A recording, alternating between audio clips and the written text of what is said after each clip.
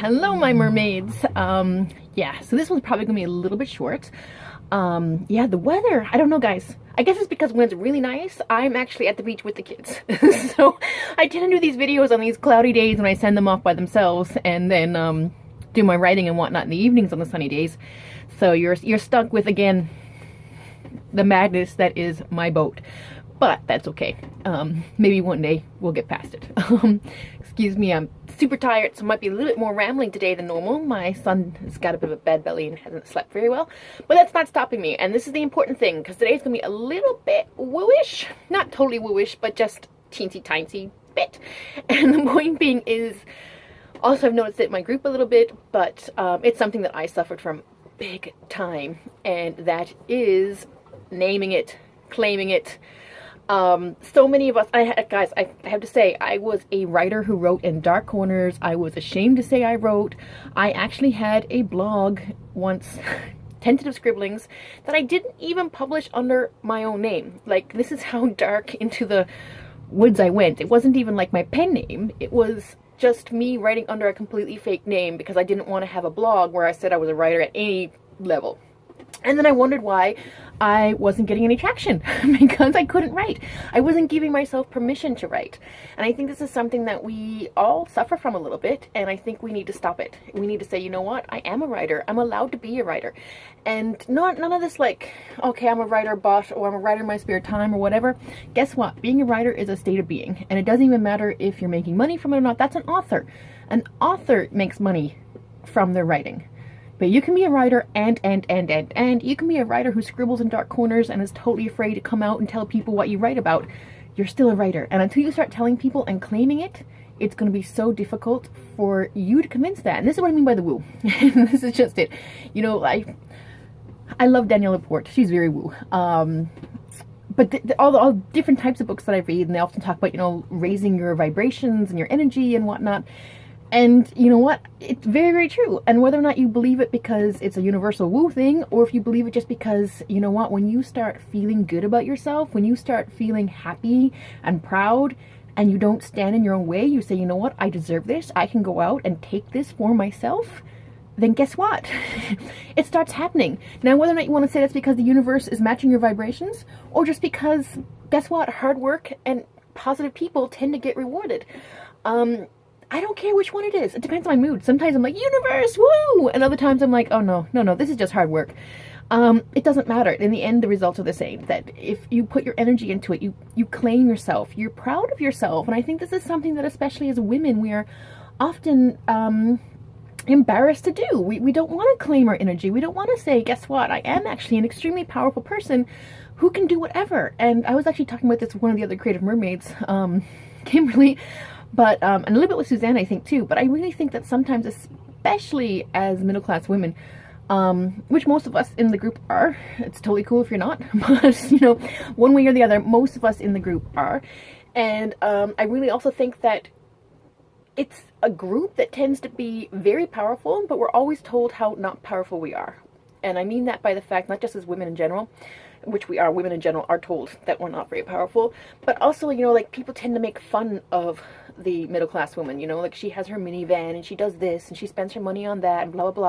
And I just keep thinking, imagine how powerful we would be if we were allowed to step into our power, if we were allowed to say, you know what, I want to be whoever I want to be, and I'm going to lay claim to a writer, and I don't need the minivan, I don't need the house, I don't need to be shamed into being shamed of who I am.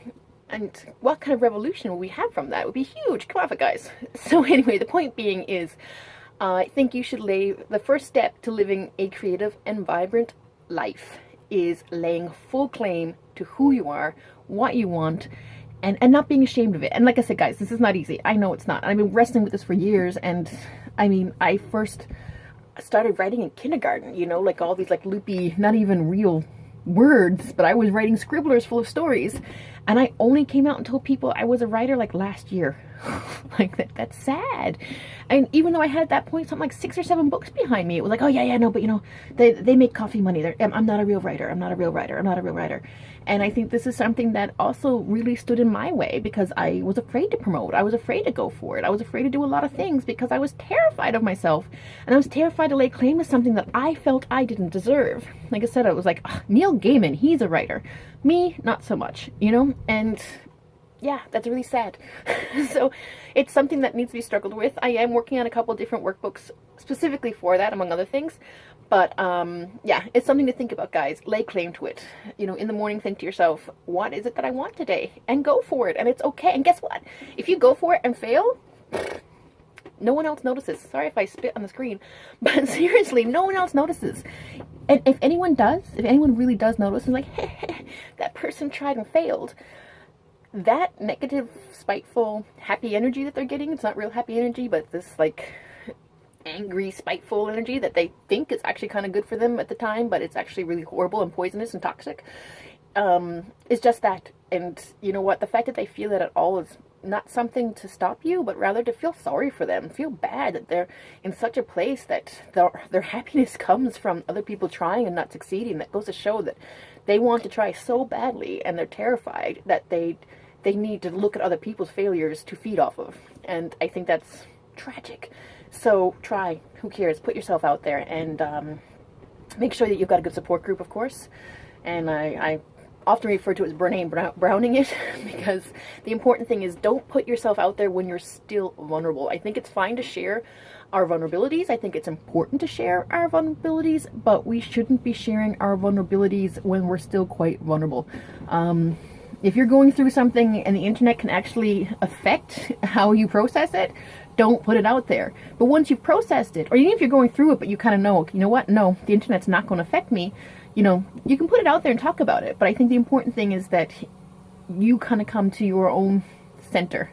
And this is what I meant about the difference between center and balance when I say that creative mermaids know that balance is elusive and not really true, but we do try to center, because you can come back to that piece of you that knows true north, that piece of you that goes, okay, I know where I'm going and I know who I am, and these people, they're nothing. They're just, it doesn't matter if they hurt, they're hurting on a surface level. They're not actually going deep down. And so you need to kind of check into yourself and find out, okay, can I do this? Can I not do this?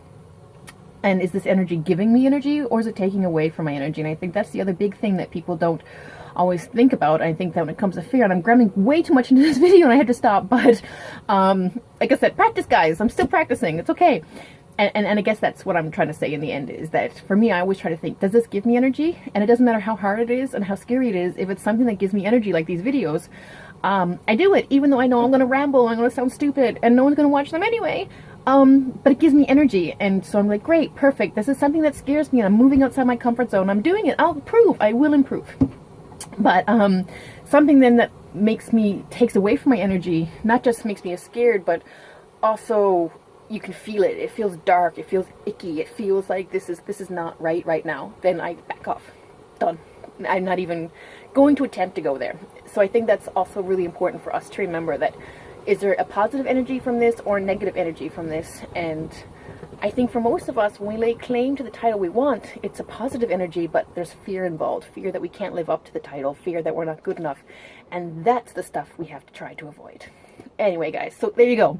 Lay claim to your awesomeness, guys. That's the only thing I'm saying. All right, bye.